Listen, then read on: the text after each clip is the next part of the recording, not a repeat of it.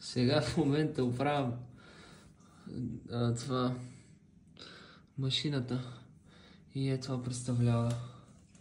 И видях, забелязах, че ето се насъбрало смолено кафе.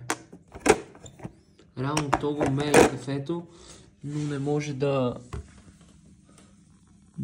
го такова отдолу през тази дупка да го изкара. Това е механизма. Не може да отиде към този механизъм и той беше много мръсен. И нещо от тук май.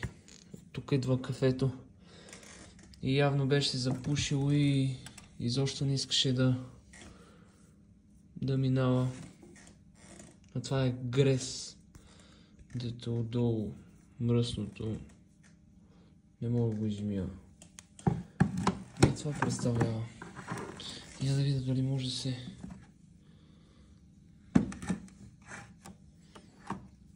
Не мога. Не знам. Нещо се въртеше. Много беше интересен начин, по който се въртеше този механизъм. И реално тя кафе машината е... Не мога. Не знам, ще да го щупа. Реално кафе машината е с този механизъм и... Това за какво беше? И главно е това е кафе машината.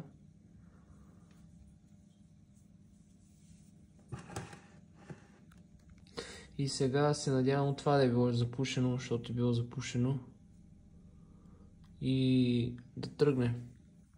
Пък не знам. Тук се е насъбрало смоляно кафе.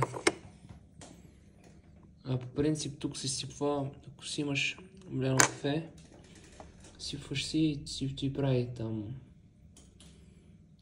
кафе. Мале, надявам се да тръгне, не знам какво ще правя. Я решаващия момент.